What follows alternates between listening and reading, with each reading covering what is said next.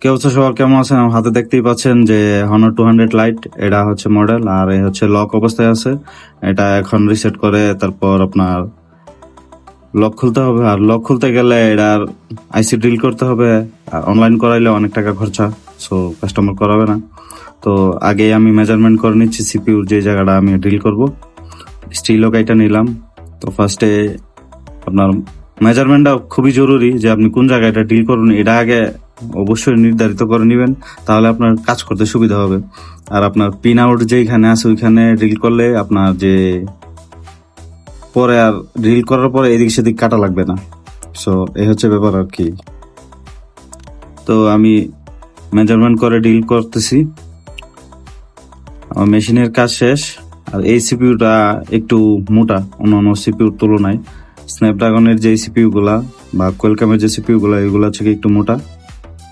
তো আমি অনেকক্ষণ মেশিন দিয়ে কাটার পরও ব্লেড দিয়ে অনেক সময় লাগছে, তো আমি কিছু পার্ট স্কিপ করে দিছি। যাই হোক, তো দেখতেই পারতেছেন ড্রিলিং চলছে।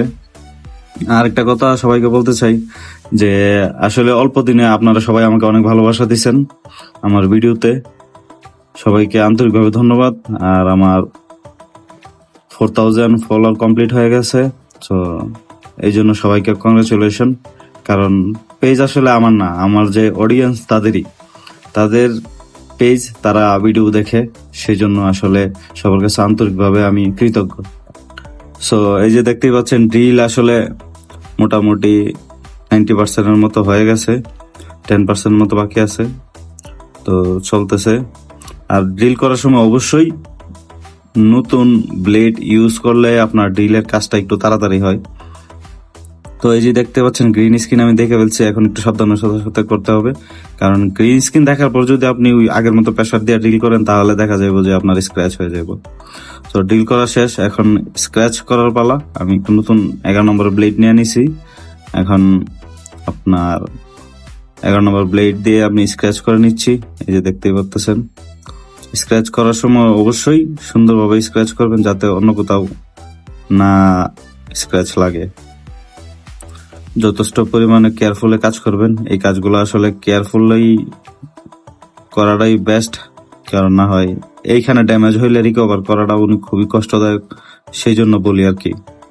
অনেকে বলে না আপনি তো আইসি উড়াইও কাজ করতে পারেন, ভাই আইসি উড়াইয়া যার যার হ্যান্ড স্কিলের উপর ডিপেন্ড করে আর কি। আমার কাছে ড্রিল করাটা কমফোর্টেবল, আমি ড্রিল করে ফেলতে পারি, 1 ঘন্টার মধ্যে আমার সব কাজ শেষ হয়ে যায়। সো কথা বলতে বলতে সবকিছু শেষ হয়ে গেছে, এখন আপনার সোল্ডারিংটা ধরে নিতেছি। সোল্ডারিংটা ধরে নিলে আপনার আইসি গুলাতে আপনার তারগুলা জাম্পার করতে সুবিধা হয়। সো যাই হোক, কথা বলতে বলতে সোল্ডারিং ধরানো শেষ, এখন জাম্পার করার পালা। এই যে জাম্পার হয়ে গেছে একটা, এখন ইউবি দিয়ে এখানে এটা ফিক্সড করব, তারপর আবার অন্য আরেকটা তার জাম্পার করবো। সো এভাবে 1 বাই 1 আমি জাম্পার করি। সো এটা হচ্ছে আমার প্রসেস। আর তারগুলো আমি লম্বা করে রেখে দিই যাতে করে বারবার এই জোড়া না দিতে হয়। এগুলো কিন্তু অনেক লম্বা লম্বা তার, আমি রেখে দিছি একবারে ডাইরেক্ট আমি ISP 2.0 আমি জাম্পার করব। সো আমার জাম্পার করা শেষ, এখন মাল্টিমিটার দিয়ে চেক করার পালা যে আমার কাজগুলো হয়েছে কিনা। মাল্টিমিটার দিয়ে চেক করলাম, আবারও চেক করব যখন ISP 2.0 জাম্পার করা শেষ হবে। তারপর তারগুলা বাজ করে জাম্পার করে নিলাম, একটার সাথে একটা যাতে না লাগা থাকে ওই বিষয়টাও খেয়াল রাখতে হবে। আমি ক্রস করার কারণে সবগুলো বাজ করে নিতেছি যাতে কোনো ধরনের ফ্রিকোয়েন্সি প্রবলেম না হয়। তো তারপর আপনার সুন্দরভাবে থিনার দিয়ে পরিষ্কার করে নেবেন, পরিষ্কার পরিচ্ছন্নতাটা অবশ্যই জরুরি। তো তারপর আমি মাল্টিমিটার দিয়ে চেক করে নিলাম যে সবগুলা লাইন ঠিক আছে কিনা। তো দেখতে পাবেন সবগুলাই ঠিক আছে। এখন আমরা চলে যাবো কম্পিউটার স্ক্রিনে।